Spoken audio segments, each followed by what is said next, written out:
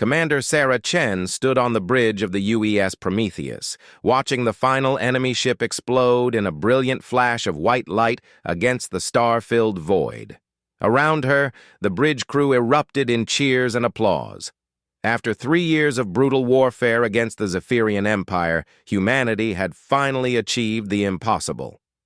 "All enemy vessels destroyed, Commander," reported Lieutenant Martinez from the tactical station, his voice filled with relief and excitement. "The Zeherian fleet has been completely eliminated." Sarah allowed herself a small smile as she surveyed the battlefield through the massive viewport. The space around the contested system of Kepler 442 was littered with the twisted remains of alien warships, their once proud hulls now nothing more than drifting metal and plasma. Humanity's fleet, though battered and scarred, remained largely intact. The war had begun when the Zeherians, a reptilian species known for their aggressive expansion and technological superiority, had demanded that humanity surrender all colonies beyond the Sol system. They had underestimated human determination and ingenuity. What the aliens thought would be a quick conquest had turned into a grinding conflict that tested both species to their limits. "Signal all ships," Sarah commanded, her voice carrying across the bridge. "Stand down from battle stations. Begin search and rescue operations for any survivors, both human and Zeherian." The victory felt surreal. For months, military analysts had predicted that humanity would eventually lose this war. The Zeherians possessed faster ships, more powerful weapons, and centuries more experience in galactic warfare. Their empire stretched across dozens of star systems, while humanity had barely managed to colonize a handful of worlds. But humans had something the Zeherians didn't expect: an unbreakable will to survive and an ability to adapt that bordered on the miraculous. When traditional tactics failed, human commanders had developed new strategies. When their weapons proved inferior, human engineers had created innovative solutions. When the enemy seemed unstoppable, human soldiers had found ways to keep fighting. Dr. Elizabeth Hawking, the fleet's chief scientist, approached Sarah with a data pad in her hands. Her usually composed demeanor seemed slightly shaken as she reviewed the information on her screen. "Commander, we're receiving some unusual readings from the Zeherian command ship before it was destroyed," she said, her brow furrowed with concern. "There was a massive energy surge just moments before the explosion, unlike anything we've seen from their technology before." Sarah turned her attention to the scientist. Throughout the war, Dr. Hawking had been instrumental in understanding Zeherian technology and developing countermeasures. If something had caught her attention, it was worth investigating. "What kind of energy surge?" Sarah asked, moving closer to examine the data. "It's difficult to explain," Dr. Hawking replied, scrolling through the readings. "The signature doesn't match any known Zeherian weapon or propulsion system. It appears to have been some sort of transmission, possibly sent on a frequency we've never encountered before. The signal was incredibly powerful, strong enough to reach across multiple star systems instantaneously."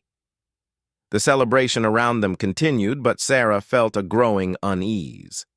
In her experience, desperate enemies often had final cards to play. She had learned never to trust a victory until all possible threats had been eliminated.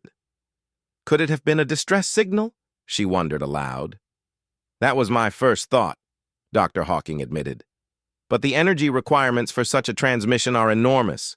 It would have drained their entire ship's power reserves. No military commander would sacrifice their vessel's combat capability just to send a distress call, especially when they were already losing the battle." Sarah nodded, understanding the implication. Military protocol dictated that distress signals were sent only when defeat was certain and survival was impossible. But this transmission had occurred while the Zeherian command ship was still fighting effectively. "What's our current status on intercepted Zeherian communications?" Sarah inquired, turning to the communications officer. Ensign Park looked up from her station, her fingers still dancing across the control panel as she monitored various frequencies. "We've been tracking standard military channels throughout the battle, Commander. Most communications ceased when their command ship was destroyed, but there are still some automated systems broadcasting basic navigational data. Any mention of this unusual transmission in their regular communications?" "Negative, ma'am. In fact, there's been radio silence from their command structure for the last 40 minutes of the battle. It's almost as if they were following some predetermined protocol." Sarah exchanged glances with Dr. Hawking. Both women had spent enough time studying their enemy to recognize unusual behavior patterns. The Zeherians were known for their disciplined military structure and constant communication between ships during combat. Radio silence from command was completely out of character. "Dr. Hawking, I want you to analyze every piece of data we collected from that transmission," Sarah ordered. "Use whatever resources you need. I want to know what they sent, where they sent it, and why they considered it important enough to sacrifice their flagship." As the scientist hurried back to her laboratory, Sarah remained on the bridge, watching the cleanup operations through the viewport. Human ships moved carefully through the debris field, their searchlights cutting through the darkness as they looked for survivors and salvageable technology. The victory was real, but something about it felt incomplete. Throughout the war, the Zeherians had proven to be cunning and resourceful opponents. They had never shown any inclination toward suicide attacks or meaningless gestures. Everything they did served a strategic purpose. Hours passed as the fleet secured the battlefield and began the long journey back to human space. Reports came in from across the sector confirming that Zeherian forces everywhere had suddenly stopped fighting and retreated to their home systems. The war appeared to be over, with humanity emerging as the unexpected victor. But Sarah couldn't shake her growing sense of dread. She had commanded enough battles to recognize the difference between a genuine victory and a strategic withdrawal. The Zeherians' sudden retreat felt too organized, too coordinated to be the result of a defeated enemy fleeing in panic. Late that evening, as the fleet entered hyperspace for the journey home, Dr. Hawking returned to the bridge with her analysis. Her face was pale, and her hands trembled slightly as she handed Sarah the datapad. "Commander, I've decoded the transmission," she said quietly, glancing around to ensure their conversation remained private.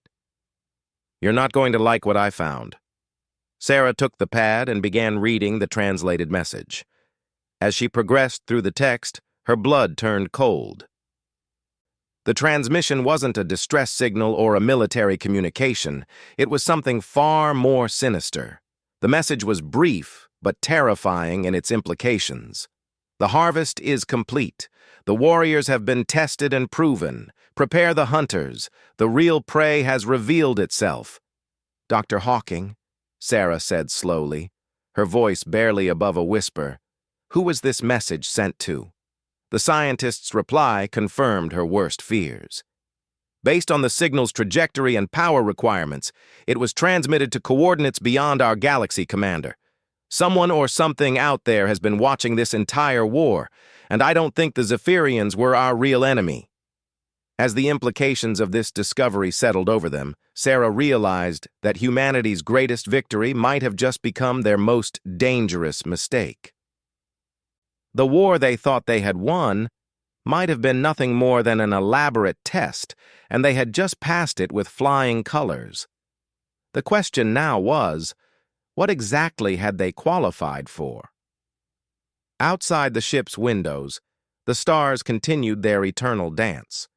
But Sarah could no longer look at them without wondering what other intelligences might be watching from the darkness between worlds. Humanity had proven itself capable of defeating a galactic empire, and apparently, someone had been taking notes. The celebration throughout the fleet continued, but for Sarah and her small team of scientists, the real war was just beginning. They had 48 hours before reaching Earth, 48 hours to figure out what was coming and how humanity might survive it. As she stood there in the dim light of the bridge, surrounded by the soft hum of the ship's systems and the distant sounds of her crew's victory celebrations, Sarah made a silent promise to herself and to her species. Whatever was coming, humanity would face it with the same determination and ingenuity that had carried them through the Zeherian War. They had survived one impossible conflict. Somehow, they would find a way to survive whatever came next. The journey back to Earth felt like the longest 48 hours in human history. Commander Sarah Chen had ordered complete communications silence regarding Dr. Hawking's discovery, but she could see the growing tension among her senior staff as word quietly spread through the ship's officer corps.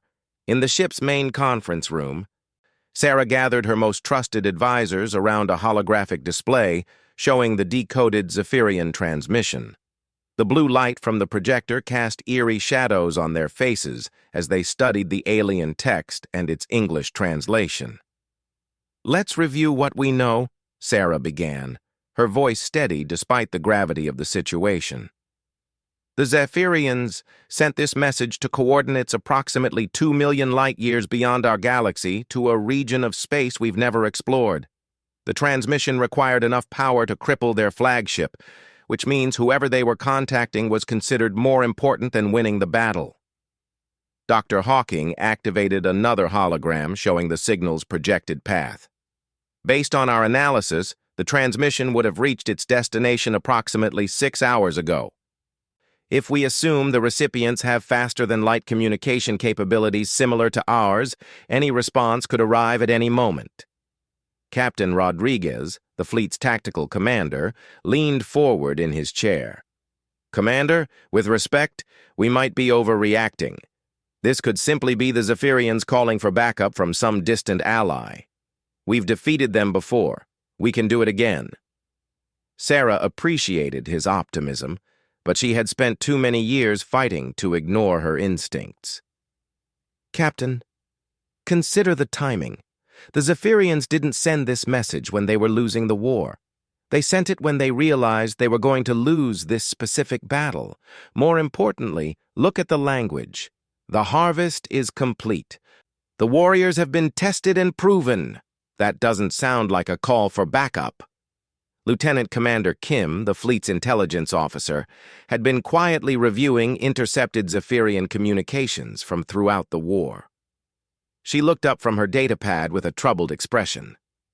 "Commander, I've been analyzing 3 years of enemy communications, looking for any reference to testing or harvesting," she reported.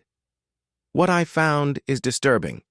In 17 different battles, Zeherian commanders made references to observing human tactical evolution and documenting adaptation capabilities. At the time, we assumed they were simply studying our strategies to counter them." Dr. Hawking nodded grimly. "That would explain some of their tactical decisions that never made sense to us. Remember the Battle of Proxima Station? The Zeherians had us completely surrounded and could have destroyed our entire fleet, but instead they pulled back and allowed us to retreat. We thought it was a strategic error." "What if it wasn't an error?" Sarah mused. "What if they were deliberately prolonging the conflict to observe our responses under pressure?" The implications of this possibility sent a chill through the room. If the Zeherian War had been some kind of elaborate evaluation, then humanity had unknowingly been performing for an audience they never knew existed. "There's something else," Dr. Hawking continued, bringing up a new set of data. "I've been analyzing the quantum signature of the transmission, and I've found traces of similar energy patterns in background radiation throughout our region of space. These signatures date back approximately 50,000 years. Captain Rodriguez frowned. 50,000 years? That's long before humans developed space travel. Exactly, Dr. Hawking confirmed. But it's also around the time that several other species in our local galactic cluster suddenly began rapid technological advancement. The Zeherians, the Altarian Republic, the Centauri Trade Federation, all of them made significant leaps in technology around that same time frame. Lieutenant Commander Kim cross-referenced this information with historical databases. Commander, if Dr. Hawking is correct, then we're looking at a pattern that spans multiple civilizations across thousands of light years. Each species experienced rapid advancement, followed by periods of expansion and conflict. Sarah studied the data, her mind racing through the possibilities. And now humanity has had our turn. We've gone from a single-planet species to defeating a galactic empire in less than a century. That kind of advancement doesn't happen naturally.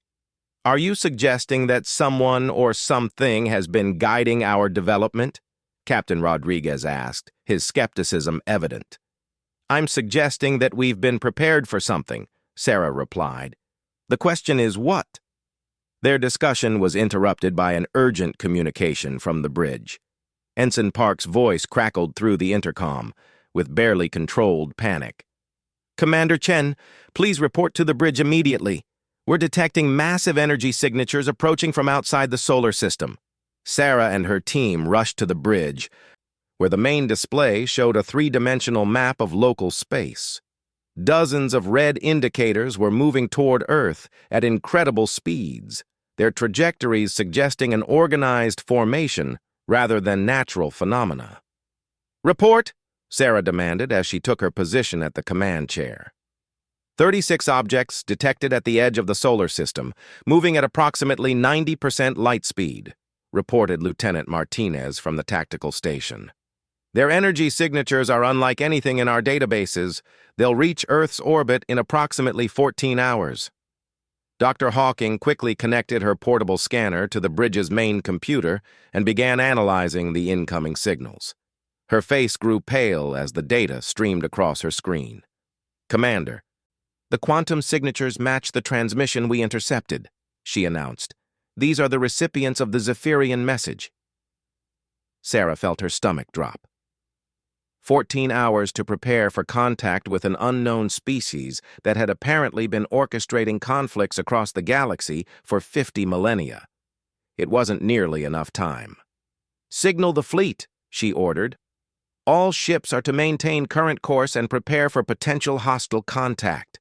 Send an emergency transmission to Earth Defense Command. Full military alert. As the crew frantically worked to prepare their defenses, Sarah couldn't help but notice the bitter irony of their situation. They were returning home as heroes, the victors of humanity's first interstellar war, only to discover that they were about to face an enemy that made the Zeherians look like children playing with toys. The incoming fleet's composition became clearer as they approached. The ships were massive, each one easily 3 times the size of humanity's largest dreadnought. Their designs were unlike anything in known space, sleek, organic curves that seemed to flow rather than follow traditional engineering principles. Commander, we're receiving a transmission, announced Ensign Park, her voice tight with tension. It's on the same frequency as the Zeherian message, but the signal is much stronger. Put it through, Sarah commanded, steeling herself for whatever message awaited them. The voice that emerged from the speakers was neither human nor Zeherian. It spoke in perfect English, but with an otherworldly quality that made Sarah's skin crawl. The tone was cultured, almost amused, like a teacher addressing a particularly interesting student. Greetings, humanity. I am known as the Harvester, though you may think of me simply as a collector of interesting specimens. Your recent performance against our Zeherian proxies has been most impressive. You have demonstrated the qualities we seek: adaptability, resilience, and most importantly, the capacity for rapid evolution under pressure. The transmission paused, and Sarah could hear her own heartbeat in the sudden silence. Your species has passed the preliminary evaluation. You will now participate in the final examination. Those who survive will be granted the privilege of joining our collection. Those who do not will provide valuable data for future assessments. Sarah grabbed the communications microphone, her military training overriding her fear. This is Commander Sarah Chen of the United Earth Space Forces. We don't know who you are or what you want, but humanity will not submit to any form of examination or collection. The response came immediately, filled with what sounded like genuine amusement. Commander Chen, your defiance is precisely why your species qualified for this stage. The Zeherians were too predictable, too rigid in their thinking. But humans surprise us. You will make excellent additions to our archive. What archive? Sarah demanded. What happened to the other species you've collected? They serve their purpose, the harvester replied cryptically. Some provide labor. Others contribute genetic material, and a few exceptional specimens are preserved for study. You should feel honored. It has been nearly 8 centuries since a species impressed us enough to warrant personal attention. Dr. Hawking motioned frantically from her station, indicating she had discovered something important. Sarah maintained the communication while listening to the scientist's urgent whisper. Commander, I'm detecting massive gravitational distortions around their ships. They're not using conventional propulsion. They're manipulating space-time itself. Their technology is orders of magnitude beyond anything we've encountered. Sarah felt a cold realization wash over her. Humanity had spent 3 years learning to fight the Zeherians, pushing themselves to their absolute limits to achieve victory. But the Zeherians had merely been practice targets, preparation for facing these harvesters who possessed technology that bordered on godlike. Your silence is understandable, Commander, the harvester continued. Fear is a natural response when faced with superior beings. But do not despair. Your examination will begin shortly, and we have prepared some familiar challenges to ease your transition. The transmission ended, leaving the bridge in stunned silence. Through the viewport, Sarah could see distant points of light growing brighter as the harvester fleet approached. In less than 12 hours, they would reach Earth, and humanity would face its greatest test yet. As she looked around at her crew, these brave men and women who had fought so hard to protect their species, Sarah realized that everything they thought they knew about their place in the universe had been an illusion. They weren't the victors of an interstellar war. They were specimens in an alien laboratory, and their final exam was about to begin. Commander Sarah Chen stood in Earth Defense Command's war room, surrounded by holographic displays showing the approaching harvester fleet. The massive underground facility buzzed with activity as military personnel from across human space coordinated what might be humanity's final battle. 12 hours had passed since the harvester's transmission, and Earth's entire defense grid was online. Orbital weapons platforms, planetary shield generators, and every available warship formed a protective barrier around humanity's homeworld. It was an impressive display of military might, but Sarah knew it would not be enough. "Status report," she called out to the assembled officers. General Morrison, Earth's highest-ranking military commander, approached with a grim expression. "All defensive positions are manned and ready, Commander. We have 347 ships in the defense fleet, plus orbital artillery platforms and ground-based particle cannons. Every human colony has been placed under emergency protocols." Dr. Hawking looked up from her analysis station, where she had been working frantically to understand the harvester technology. "Commander, I've made some disturbing discoveries about their ships. The gravitational distortions aren't just for propulsion. They're using space-time manipulation as a weapon system. They can create localized gravity wells that would crush our ships like empty cans." Sarah nodded, having expected as much. Throughout her military career, she had learned that superior technology usually meant superior weapons. But she had also learned that ingenuity and determination could sometimes overcome raw power. "Dr. Hawking, you mentioned that other species were preserved in their archive. Is there any way to communicate with them? Any chance they might help us understand what we're facing?" The scientist shook her head sadly. "I've been monitoring all frequencies, but there's nothing. If there are other species aboard those ships, they're either unable or unwilling to communicate." A new voice interrupted their discussion. "Perhaps I can provide some insight." Everyone turned to see a figure materializing in the center of the war room, not through any known transportation technology, but simply appearing as if the air itself had condensed into a physical form.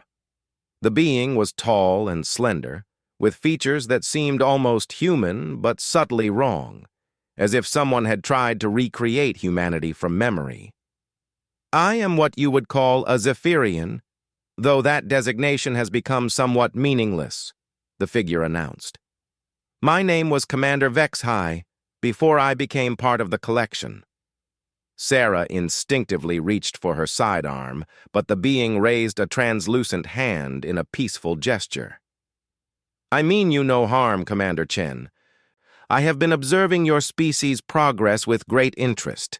Your performance exceeded even our expectations." "Your expectations?" Sarah demanded. "You're working with the harvesters?" "Working implies choice," HFY replied with what might have been bitter laughter. "We serve them because we have no other option. My consciousness, along with thousands of my people, exists now as data within their ships. We retain our memories, our personalities, but we are tools to be used as they see fit." Dr. Hawking stepped forward, her scientific curiosity overriding her fear. "How is that possible? How can consciousness exist without a physical form?" "The harvesters mastered the conversion of biological consciousness to quantum information millions of years ago," HFY explained. "It allows them to preserve the most valuable aspects of conquered species while eliminating the inconvenience of biological needs. We are their living database, consulted whenever they encounter new challenges." General Morrison moved closer to the apparition. "If you're their prisoner, why are you helping us? Why warn us?" "Because in all my centuries of forced servitude, I have never encountered a species like humanity," HFY replied. "Your capacity for adaptation and innovation is unprecedented. During our war, you developed solutions to problems faster than we could implement them. The harvesters are intrigued by this quality, but they don't truly understand it." Sarah felt a spark of hope for the first time since the crisis began. "What don't they understand?" "They see adaptation as a response to external pressure, a survival mechanism that can be measured and cataloged," HFY continued. "But human adaptation goes beyond mere survival. You create entirely new possibilities from impossible situations. The harvesters have never encountered this before." The conversation was interrupted by alarms throughout the facility. The main display showed the harvester fleet taking positions around Earth, their massive ships arranged in a perfect sphere that encompassed the entire planet. "It's beginning," HFY announced solemnly. "The final examination." As if responding to his words, every screen in the facility flickered and displayed the same image. The harvester who had spoken to them before, its alien features somehow conveying both intelligence and complete indifference to human suffering. "Greetings, humanity," the creature began. "Your preliminary evaluation is complete. You have demonstrated sufficient capability to warrant inclusion in our archive. The final phase will now commence." The image shifted to show dozens of smaller ships detaching from the main fleet, each one heading toward major population centers on Earth. "You will face challenges designed to test your species' most valuable qualities," the harvester continued. "Adaptation, innovation, cooperation, and sacrifice. Those who demonstrate exceptional ability will be preserved. Those who fail will provide data for future experiments." Sarah watched in horror as the first landing craft touched down in major cities across the globe. Initial reports from ground forces described creatures emerging from the ships, but they weren't the same species as the harvesters. They were Zeherians, or at least beings that looked exactly like the reptilian warriors humanity had spent 3 years fighting. "They're using your people as foot soldiers," Sarah realized, turning to HFY. "Bodies created from our preserved genetic patterns," he confirmed grimly. "The harvesters never fight directly when they can use proxies. They will test humanity's ability to adapt to a familiar enemy deployed in unfamiliar ways. As reports flooded in from around the globe, it became clear that this was unlike any battle humanity had ever faced. The Zeherian forces fought with impossible coordination, as if controlled by a single mind. More disturbing, they seemed to learn and adapt in real time, countering human tactics almost instantly. "This is hopeless," General Morrison muttered, watching his forces struggle against an enemy that evolved faster than they could respond. "How do we fight something that adapts faster than we do?" Sarah studied the tactical displays, her mind racing through possibilities. Then she noticed something that gave her an idea, perhaps the most desperate idea in military history. "Dr. Hawking, can you create a localized electromagnetic pulse strong enough to disrupt quantum processing?" The scientist looked puzzled, but began running calculations. "Theoretically, yes, but it would require channeling the entire planet's power grid through our orbital platforms. The pulse would be visible from neighboring star systems." "Do it," Sarah commanded, then turned to HFY. "If the harvesters are controlling these forces through quantum consciousness transfer, what happens if we disrupt that connection?" Understanding dawned in the Zeherians' translucent features. The proxy bodies would revert to basic biological functions. No advanced tactics, no real-time adaptation. But, Commander, such a pulse would also affect any quantum-based technology in the area. Your own ships, communication systems, even basic electronics could be disabled. Sarah smiled grimly.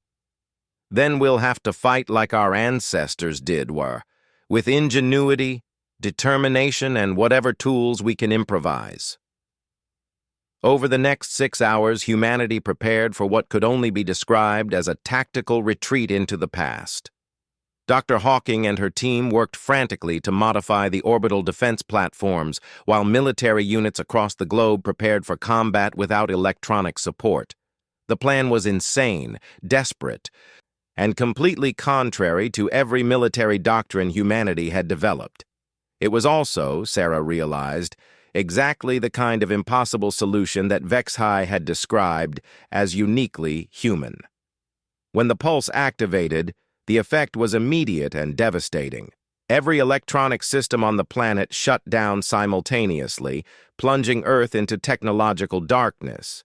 But the Zeherian proxy forces were affected even more severely, their coordinated assault collapsing into confused wandering as their quantum controllers lost contact. What followed was perhaps the strangest battle in human history. Without communications or advanced weapons, human forces relied on improvised tactics, mechanical weapons, and sheer determination. They turned city streets into traps, used industrial equipment as weapons, and coordinated through methods that hadn't been used in warfare for centuries. The harvesters, watching from orbit, found themselves observing something unprecedented in their millions of years of existence. A species that became more dangerous when stripped of their technology, not less. Humanity's true strength wasn't in their weapons or ships, but in their ability to create solutions from nothing but imagination and willpower. After 18 hours of continuous fighting, the Harvester fleet suddenly began withdrawing from Earth orbit. The alien ships pulled back to a safe distance, leaving their proxy forces stranded on the planet below. HFY appeared one final time in the war room, his form even more translucent than before. "The harvesters are withdrawing," he announced, his voice filled with something that might have been wonder. "In all my centuries of servitude, I have never seen them retreat from an examination." "What does that mean for us?" Sarah asked, hardly daring to hope.